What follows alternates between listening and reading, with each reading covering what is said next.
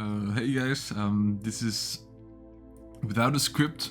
This is a new series I want to start doing on my channel where I just kind of rant about a certain topic while you watch my beautiful, certainly professional gameplay in the back. This little rant series where I just want to talk about Star Wars, for example, today, or maybe in a later topic. I could dive into some lore I find fascinating or something I don't like about something else. Really just anything that I want to just quickly get out there and just talk about, really. Yeah, as I said, today I would like to just rant a little about Star Wars and most about the internet discourse about the Acolyte. I've seen some weird takes online of people who pretend to know a lot about the Star Wars lore and have built like careers around it, so it's kind of fascinating to see how they now turn their back on like canon and pretend that Legends has always been canon and all that kind of stuff. Well, for example, with the Ki-Adi-Mundi reveal, I'll say, in the latest episode, it's stupid that people think that just because he shows up that it somehow destroys canon. Next week I'll be dropping a video on Star Wars, so you'll hear more about my actual analysis of how Acolyte, impacts the grander lore of Star Wars. But now I just want to talk about Ki-Adi-Mundi alone, since it's odd. The argument online is that he's not born yet, right? Like, that's the whole shtick, is that, oh, he wasn't around yet then. How they see they're breaking canon? They're so disrespectful. Well, his canon age has never been stated before. We also don't know how old his species gets. I don't think we've seen any of his species in other parts of Star Wars, though I could be wrong. I'm just thinking on the top of my head. But yeah, it's weird, because in Legends, yes, it has been stated, and we already know that Legends is not canon. It's in the name, Legends, canon, just getting that out there.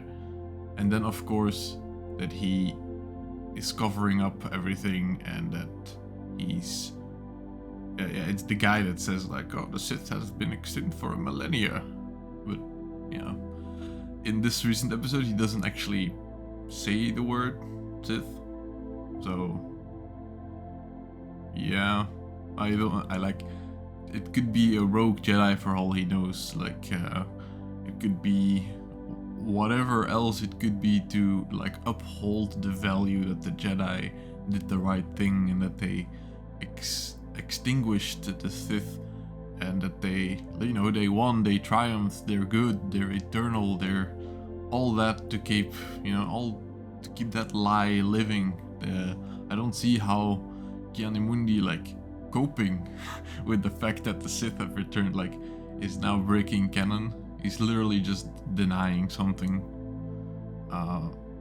That's the whole thing. That's what the prequels is built upon. It's the folly of the Jedi, their ego, their inability to look beyond what they perceive as their truth.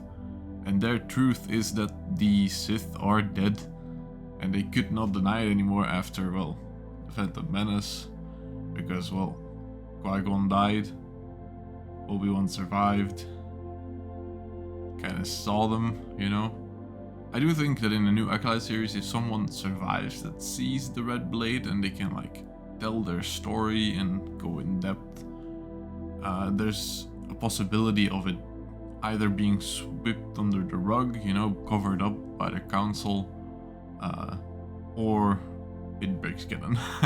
But I don't think I think they know Star Wars. I've seen some people on mostly on TikTok say notice details that only fans would know. You know what I mean? Certain races in the background that are so odd to use, so unique. I'm lost for the word right now, the specific one, but you know what I mean. Only people who know the lore and the galaxy really would know to put those species in there, and I just think that speaks volume of what the creator, where the creator's passions lie with this project. I don't think it's bad at all. Like Acolyte as a whole, I don't think it's really good either, but I don't think it's bad just because it's Disney Star Wars, for example, or just because it's a little bit of a slow start. And yes, I get it, having to wait a week or 2 weeks on an episode that finally tells you something can be hard. And I know when we're all looking at TikToks and Subway Surfer edit videos, it's kind of hard to keep our focus sometimes, but storytelling pays off in the long run. Just trust me on this. Imagine if in Marvel that they just killed Thanos in like Avengers 1. The same thing. Yeah, I think it's stupid.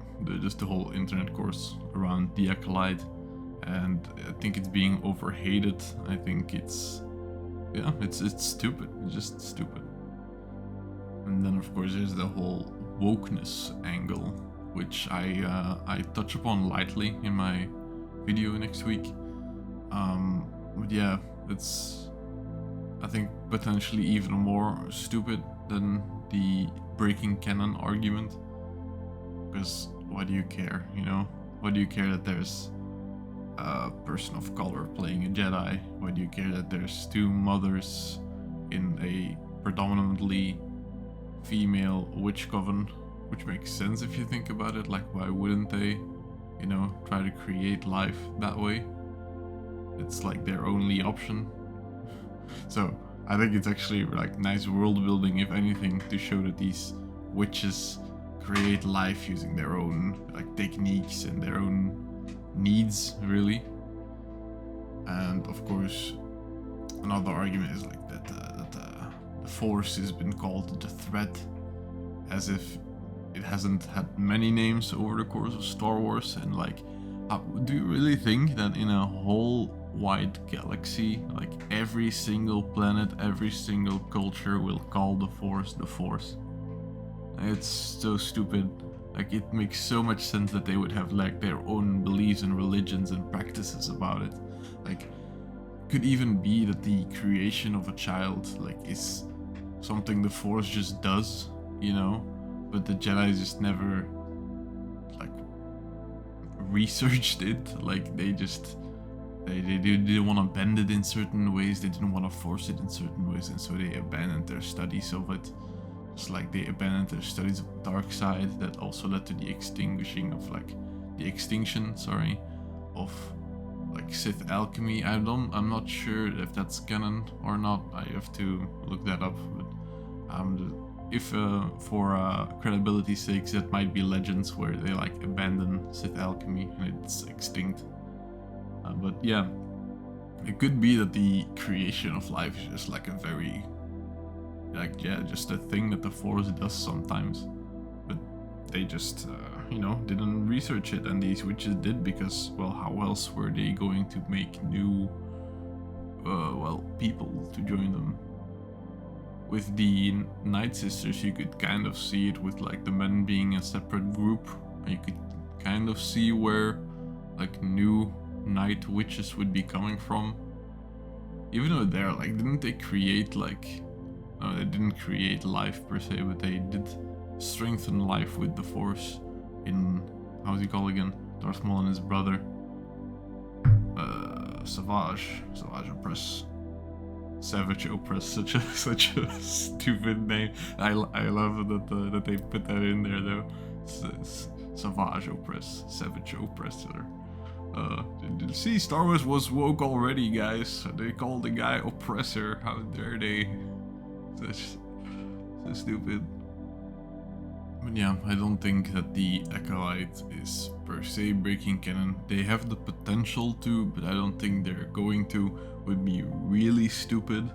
I think since also my not so favorite guy but still okay guy, Dave Filoni, is on the project and apparently working with the director, I don't think we'll have to be scared for canon breaks, except for, you know, the usual Dave Filoni twists on canon.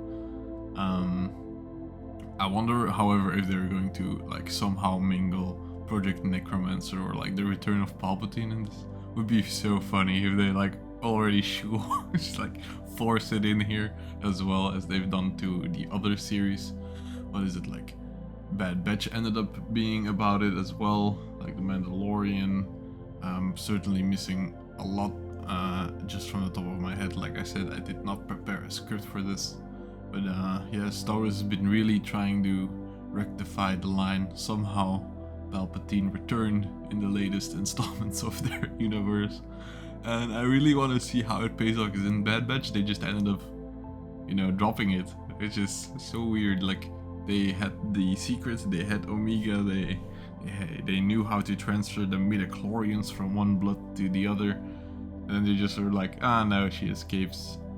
Which I don't mind, but I just wonder where like, it's gonna eventually lead to. Like with the Mandalorian, I think with Grogu especially, it's going to be focused on Grogu probably. But I'm getting off track. I was talking about the Acolyte, and now I'm just making theories about Star Wars as a whole.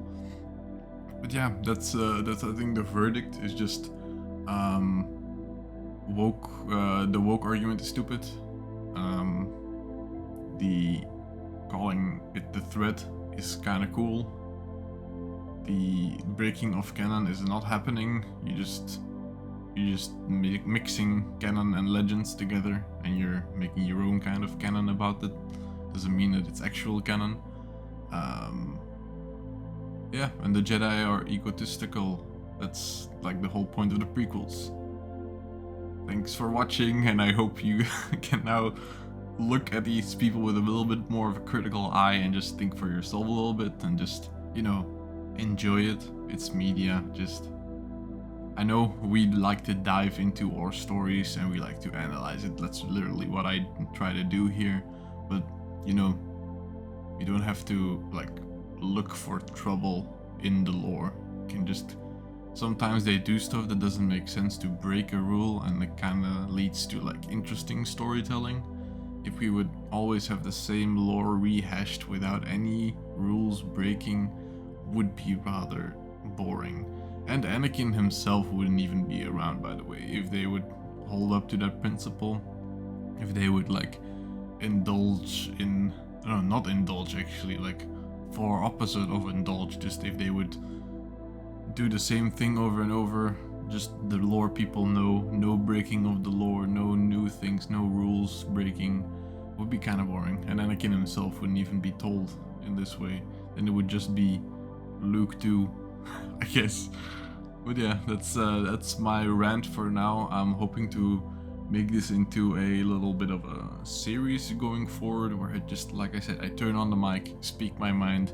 You don't have to listen to me, just a guy on the internet speaking his mind with a funny thumbnail and a funny, well, good and professional gameplay in the back. If you ever see me missing a target more than twice, or getting stuck on a puzzle in the back, don't mind it, okay? It's all for entertainment purposes, for the content, you know. But yes, thank you so much, and I hope you'll stay tuned for my Star Wars video next week. It will be covering only the first 3 episodes, I believe, because that's when I recorded it. So it's a little bit out of date, but I think I don't, you know, uphold any of the current lore drops in there, as I talk more about the High Republic than I do about the Acolyte itself. But that's why I wanted to make this little video. Thanks guys. Alright, now the final goodbye. Bye bye.